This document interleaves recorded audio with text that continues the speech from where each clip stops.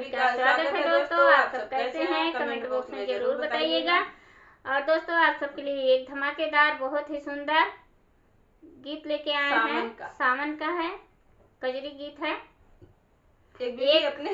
एक पत्नी अपने पति को जगा रही है और वो जाग नहीं रहे हैं और उनकी नींद से बहुत ही परेशान होकर, तंग होकर उनसे क्या कह रही हैं आप लोग इस गाने के माध्यम से सुनिए और प्यारा प्यारा कमेंट करके बताइए कि हमारा सावन का गीत आप सबको कैसा लगा, वो भी हस्बैंड और वाइफ का।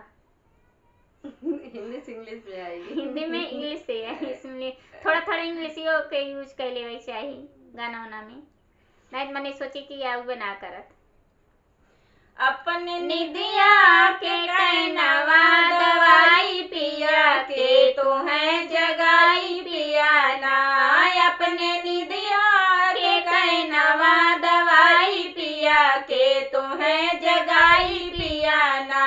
के तो है जगाई पिया के जगाई पिया ना। अपने निदिया के कहनवा दवाई पिया के तो है जगाई पिया ना। अपने निदिया के कहनवा दवाई पिया के तो है जगाई पिया ना। एक तो गोदी में गदेला दूसरे सासू के झमेला। एक तो गोदी में गदेला दूसरे सासू के झमेला। तीसरे के तू है जो जगाई पिया कहनवा दवाई पिया ना। तीसरे के तू है जगाई पिया कहनवा दवाई पिया ना।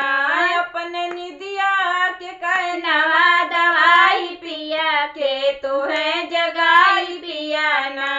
अपने निदिया के कहनवा दवाई पिया के तू है जगाई पिया ना। एक तो गोदी में गदेला दूसरे जेठनी के झमेला। एक तो गोदी में गदेला दूसरे जेठनी के झमेला। तीसरे के तू है जगाई पिया कहनवा दवाई पिया ना। तीसरे के तू है जगाई पिया कहनवा दवाई पिया ना।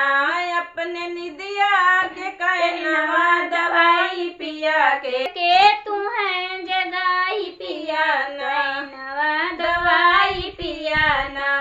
अपने निदिया के कहनवा दवाई पिया के तू है जगाई पिया ना। एक तो गोदी में गदेला दूसरे रानी के झमेला। एक तो गोदी में गदेला दूसरे रानी के झमेला। तीसरे के तू है जगाई पिया कहनवा दवाई पिया ना। तीसरे के तू है जगाई पिया कहनवा दवाई पिया ना। अपने निदिया के कहनवा दवाई पिया के तू है जगाई पिया ना। अपने निदिया के कहनवा दवाई पिया के तू है जगाई पिया ना। अपने निदिया के कहनवा दवाई पिया के तू है जगाई पिया ना। एक तो गोदी में गदेला दूसरे ननदी के झमेला। एक तो गोदी में गदेला दूसरे ननदी के झमेला। सही कि तीसरे के तू है जगाई पिया कहनवा दवाई पिया ना। तीसरे के तू है रोज जगाई पिया कहनवा दवाई पिया ना। अपने निदिया के कहनवा दवाई पिया के तू है जगाई पिया ना। अपने निदिया के कहनवा दवाई पिया के तू है जगाई पिया ना। हमारा गाना आप सबको कैसा लगा कमेंट बॉक्स में जरूर बताइएगा। मिलते हैं नए गाने से नेक्स्ट वीडियो में, तब तक के लिए धन्यवाद।